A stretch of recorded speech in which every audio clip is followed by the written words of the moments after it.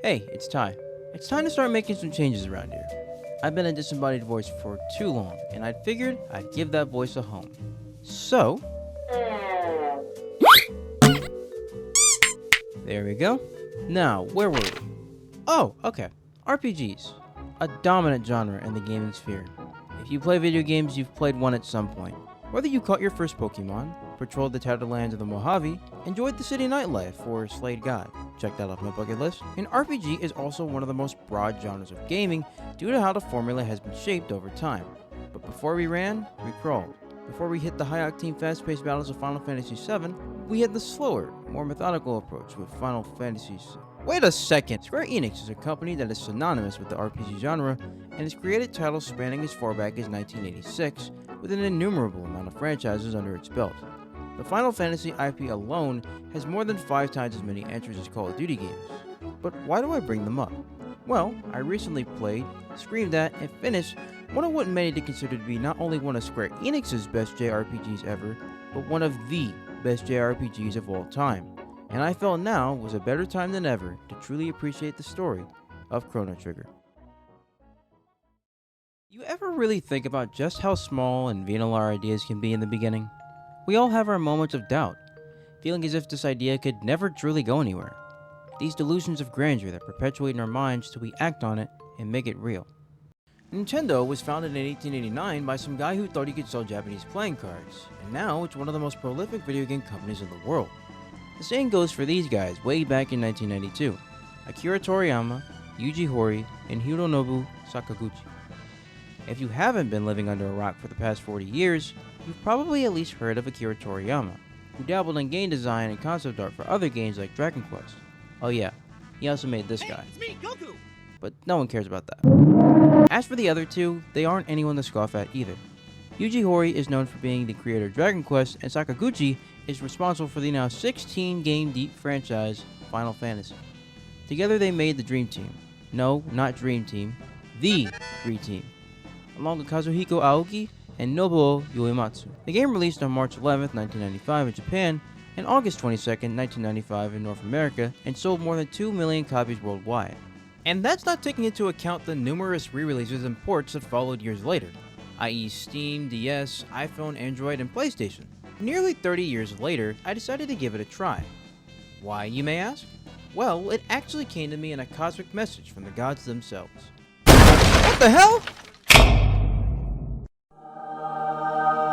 Ty, you must play Chrono Trigger. Why?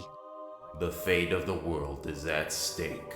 So you're telling me that the fate of the world depends on me playing a game from 30 years ago that I had no interest in playing in before? Why?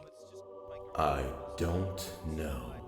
So yeah, if you're seeing this video, chances are I saved the world. You're welcome.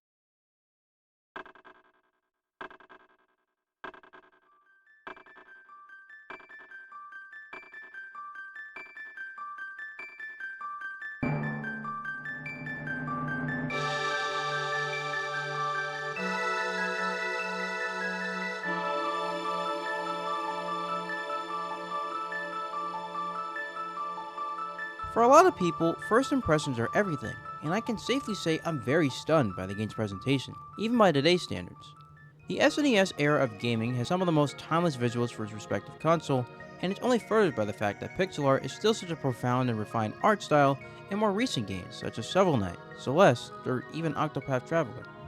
The character designs, conceived by Akira Toriyama, are brought to life in the game through each figure's animated personality, seemingly having each element represent a slew of emotions and feelings, all through a few choice sprites.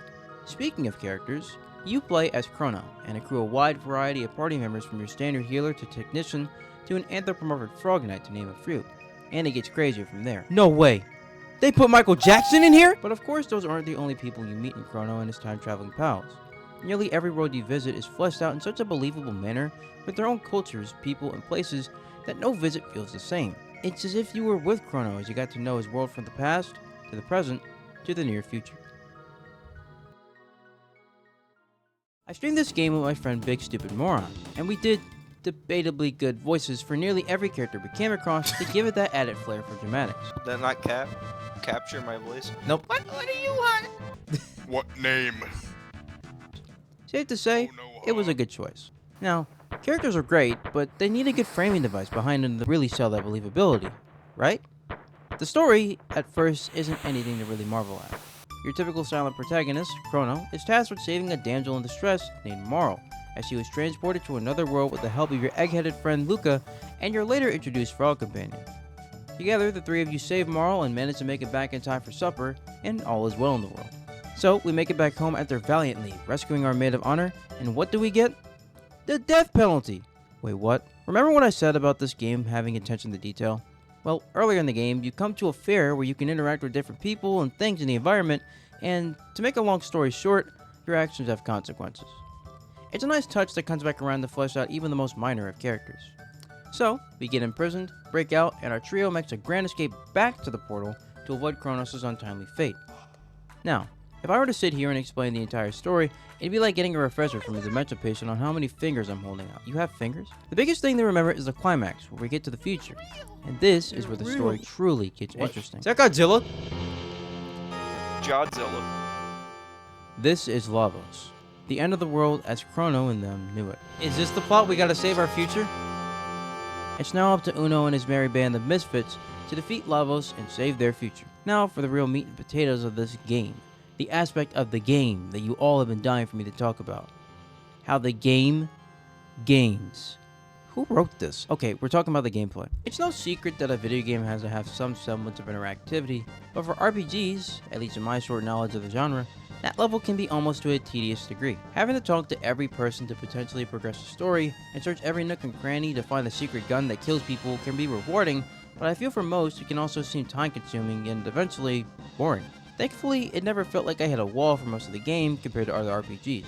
Early game Chrono Trigger has a fairly steady progression system that follows you nearly to the end of the game, with every arena having a slew of enemies to find your way to the big bad to make sure you're well and prepared for the smackdown they're about to lay on you.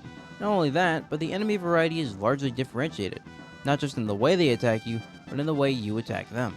Nearly every enemy has a weakness that you can exploit after messing around with different moves from your party members. Usually element-based. Water enemies have a weakness to fire-based moves, fire enemies have a weakness to water, shadow-based enemies have a weakness to lasers, and I have a weakness to Funko Pop figures. Get it away from me!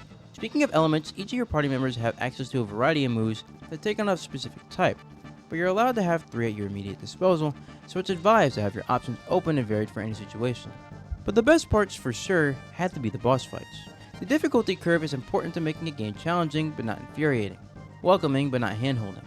Unless you're that stupid goblin twin boss that I hate oh so dearly. But after busting through the big bad, you come face to face with the biggest bad of all, Lavos. Funnily enough, you're allowed to fight him at any point in the story if you see fit. I definitely had trouble fighting this hulking beast of a monster, so I strongly recommend you tackle him when you aren't under level. The final boss has 3 phases: Giant Turtle Mode, a life support patient, and whatever these things are. The only real challenge once you're leveled for it is the 3rd phase, who has a lightning bolt that can kill you in one hit, because I said so. It took me an hour to beat him, but that was also with the help of my moronic friend reading off a guide on how to beat him, because I was damn near ready to call it quits. And that's the end. You saved the world, said your goodbyes, and sent everyone back to their timelines with a celebration for your troubles. A sad farewell, but it's good knowing everyone got their proper endings. I appreciate everyone involved in making this game. It's very clear how much of an inspiration it was to the later titles that followed in its footsteps. It helped me come out of my shell with RPGs after doing nothing, spending years of my life playing shooters. But I extend my deepest appreciation to Akira Toriyama. Without him, this game wouldn't have nearly the amount of charm and character that it has today, and his influence still rings out with his other works as well. Thank you.